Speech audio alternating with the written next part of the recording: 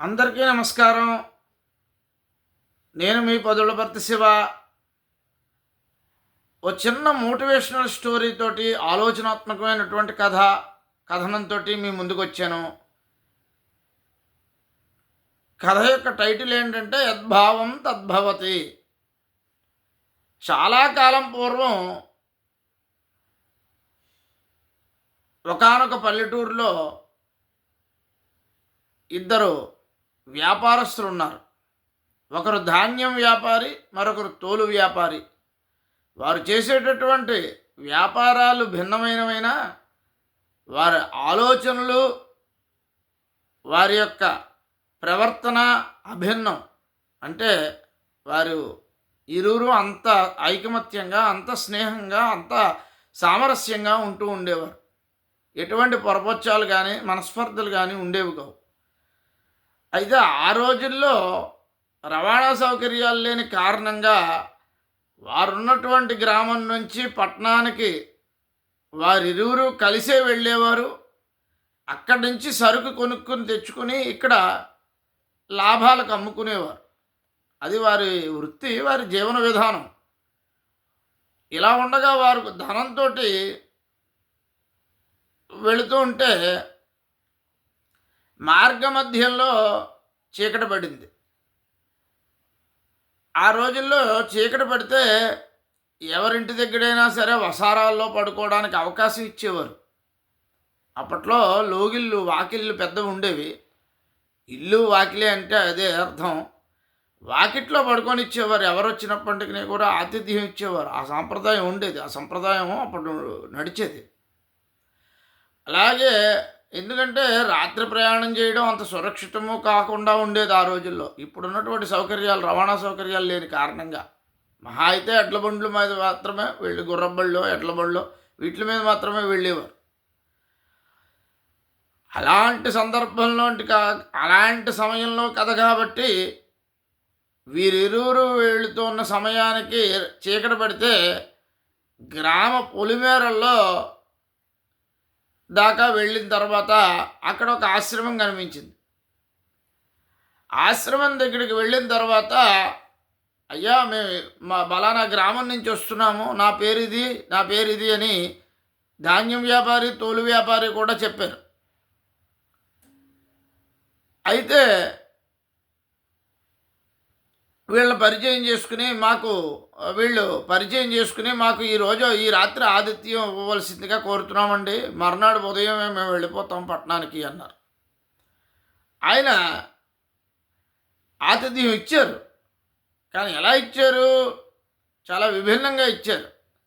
ధాన్యం వ్యాపారిని లోపలికి రమ్మన్నారు. తోలు వ్యాపారిని బయటనే ఉంచి చాపా దిండు ఇచ్చారు. ధాన్యం వ్యాపారికి తనతో పాటుగా సహభంక్తి భోజనం ఏర్పాటు చేశారు. తోలు వ్యాపారికి బయటే భోజనం ఏర్పాటు చేశారు.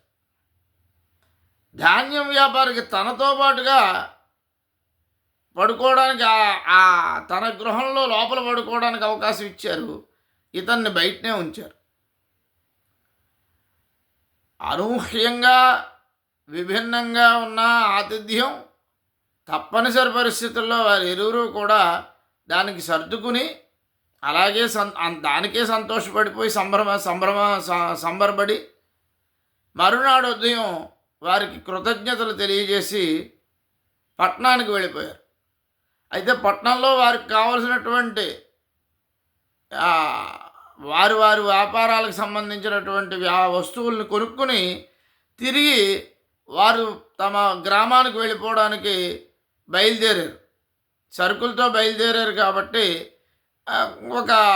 వారిలో ఒకరు ఎడ్ల బండి తోలేవారైతే ఒకరు కాపలాదారుగా ఉన్నట్టున్నారు.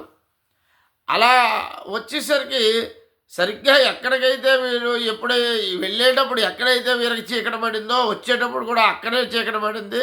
తప్పనిసరిగా అక్కడ ఆశ్రమంలోనే ఆతిథ్యం అడగవలసిన పరిస్థితి వచ్చింది.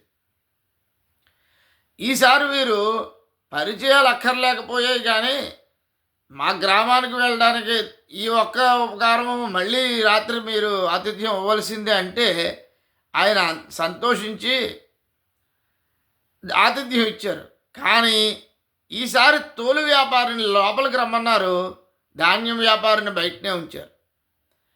తోలు వ్యాపారిని తనతో పాటుగా సహభంక్తి భోజనం ఏర్పాటు చేశారు. ఈ ధాన్యం వ్యాపారికి బయటనే గ్లాసు కంచం ఇచ్చారు. తోలు వ్యాపారికి తనతో పాటుగా పడుకునే అవకాశం ఇచ్చారు. ఈ ధాన్యం వ్యాపారికి చాప దిండు బయటికి ఇచ్చారు.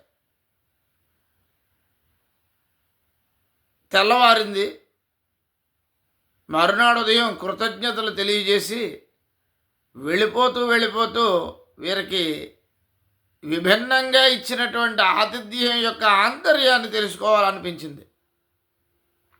అయ్యా, మేము వ్యాపారం చేసుకోవడానికి మా ఇంటి దగ్గర నుంచి, మా గ్రామం నుంచి బయలుదేరి వెళ్ళినప్పుడు ధాన్యం వ్యాపారినైన నన్ను లోపలికి ఆహ్వానించారు, తోలు వ్యాపారిని బయట నుంచారు. వచ్చేటప్పుడు తోలు వ్యాపారిని లోపలికి ఆహ్వానించారు, నన్ను బయట నుంచారు. అంటే గృహం లోపల ప్రదేశం సరిపోదనా, లేకపోతే ఒకసారి ఒకరికి ఒకలాగా, ఒకసారి ఒకరికి ఒకలాగా సహాయం చేయాలనేటటువంటి ఉద్దేశ్యమా, లేకపోతే దీంట్లో ఏదైనా పరమార్థం ఏదైనా ఉందా, ఆంతర్యం ఉందా, దీంట్లో విశేషం ఉందా తెలుసుకోవాలనే కౌతూహలంతో ఉన్నాము.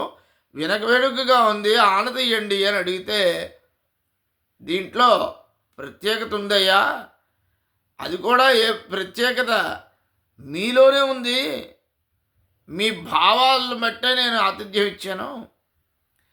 ధాన్యం వ్యాపారం చేసే నువ్వు వెళ్ళేటప్పుడు ధాన్యం చవకగా కొనుక్కోవాలనుకునే ఉద్దేశంతో బయలుదేరేవు. తోలు వ్యాపారి కూడా తోలుని చవకగా కొనుక్కోవాలని బయలుదేరే తరుణము వ్యాపారానికి సహజం. కానీ నా ధర్మం ఏంటంటే, అందులో ఉన్నటువంటి ధర్మ సూక్ష్మం ఏంటంటే, ఎప్పుడైతే ధాన్యం నువ్వు చవకగా కొనుక్కోవాలనుకున్నావో, ధాన్యం చవకగా దొరకాలి అంటే పంటలు విస్తారంగా పండాలి. పంటలు విస్తారంగా పండాలి అంటే వర్షాలు విస్తారంగా కురవాలి. వర్షాలు విస్తారంగా కురవాలంటే యజ్ఞయాగాది క్రతువులు చేసి కాలమంతా సవ్యంగా సువృష్టితో ఉండాలి.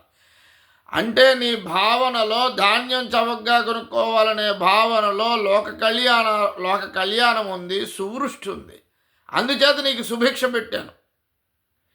ఇకపోతే తోలు చవకగా ఎప్పుడు దొరుకుతుందంటే, తినడానికి తిండి లేక, తాగడానికి నీరు లేనప్పుడు జీవరాశులకే కాదు ప్రాణికోటి సమస్తము కూడా చిక్కి శల్యమై కృషించి నశించిపోయి మరణిస్తారు. అప్పుడు కదా తోలు వస్తుంది.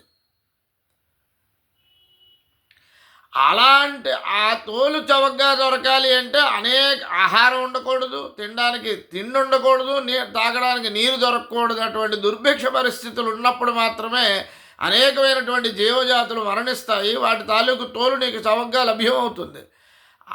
కాబట్టి నువ్వు వెళ్ళేటప్పుడు నీ యొక్క తోలు చవకగా దొరకాలి, కొనుక్కోవాలనుకునే అనే ఆలోచనలో విశ్వ వినాశనం ఉంది, లోక వినాశనం ఉంది. అందుచేత నిన్ను బయట ఉంచాను. కానీ వచ్చేటప్పుడు మళ్ళీ మీ మనస్తత్వాలు, మీ యొక్క భావాలు మారిపోయాయి. ధాన్యం వ్యాపారి నేను ధాన్యాన్ని చాలా ఎక్కువ రేటుకి అమ్మాలి అని తాను అనుకున్నాడు. తోలు వ్యాపారి కూడా అదేవిధంగా నేను కూడా తోలుని చాలా ఎక్కువ రేటుకి అమ్ముకోవాలి అనుకున్నాడు. ధాన్యం ఎక్కువ రేటుకి అమ్మాలి అంటే వర్షాలు పడకూడదు, పంటలు పండకూడదు. ఎక్కడా ఎవరికి ధాన్యపు గింజ లేనప్పుడు మాత్రమే ధాన్యం విపరీతమైన విస్తారంగా రేటు పలుకుతుంది. కాబట్టి ధాన్యం విస్తారంగా రేటు కావాలనుకునే కోరికలో పంటలు పండకుండా ఉండడము, వర్షాలు లేకుండా ఉండడము, జీవాధారానికి లోకంలో ఉన్నటువంటి సమస్త ప్రాణికోటికి అపకారం చేసేటటువంటి బుద్ధి నీ భావంలో ఉంది. అందుచేత నిన్ను బయట ఉంచాను. తోలు వ్యాపారి లోపలికి ఎందుకు పిలిచానంటే, తోలు వ్యాపారి కూడా చాలా రేటు గిరాకీగా అమ్ముకోవాలనుకున్నాడు. తోలు గిరాకీగా అమ్మాలి అంటే ప్రతి ప్రాణి కూడా సుష్టుగా భోజనం ఉన్నప్పుడు చాలా చక్కగా ఉన్నప్పుడు ఆహారంతో తినడానికి తిండి తాగడానికి నీరు ఉన్నప్పుడు లభ్యమవుతూ ఉన్నప్పుడు పొరపాటున ప్రమాదవశాత్తు ఏ జంతువైనా ఒకటో రెండో చనిపోతే దాని తోలు రేటు ఎక్కువైపోతుంది. ఒకటే జంతువు ఉన్నప్పుడు ఒకటే రెండో జంతువులు లేదా ఒకటో రెండో ప్రాణికోటిలో మరణించినప్పుడు ఆ తోలు యొక్క రేటు విపరీతం అవుతుంది, రెట్టింపు అవుతుంది. విపరీతంగా రేటు పెరిగి కొనాలి అంటే ఏ జంతువు ఎక్కడ మరణించకుండా ఉండాలి, ఏ ప్రాణికోటికి ఆపద కలగకుండా ఉండాలి. కాబట్టి అతని యొక్క తోలు గిరాకీగా అమ్మాలనుకునే విషయంలో సమస్త ప్రాణులకి జీవరాశుల్లోనూ కూడా లోక కళ్యాణం ఉంది, సువృష్టి ఉంది. అంచేత నేను అతన్ని లోపలికి పిలిచాను. అంచేత యద్భావం తద్భవతి. మీ భావాలు ఎలా ఉన్నాయో దాన్ని బట్టి మీకు ఒకరికి సుభిక్ష పెట్టాను, మరొకరికి దుర్భిక్ష పెట్టాము. అదేవిధంగా మళ్ళీ మీ భావాలను బట్టి ఒకరికి సువిధమైనటువంటి ఆతిథ్యం ఇచ్చాము, మరొకరికి మీ భావాన్ని బట్టి మరొక రకమైనటువంటి ఆతిథ్యం ఇచ్చాను. ఇంతకంటే వేరే ఏమీ లేదు అని చెప్తే వారి మనస్తత్వంలో ఉన్నటువంటి భావాలకి ఉన్నటువంటి అనుగుణమైనటువంటి ఆతిథ్యాన్ని దొరకడంతో ఆ ఆశ్రమవాసికి నమస్కరించి వీణోళ్ళ కొనియాడి వారి పట్టణానికి వారు వెళ్ళిపోయి వారి వ్యాపారాలు వాళ్ళు చేసుకుంటున్నారు. నా ఈ కథాంశం నచ్చినట్లయితే లైక్ చేయండి, షేర్ చేయండి, సబ్స్క్రైబ్ చేయండి. ధన్యవాదాలతో మీ శివ పొదళ్ళ భర్తీ.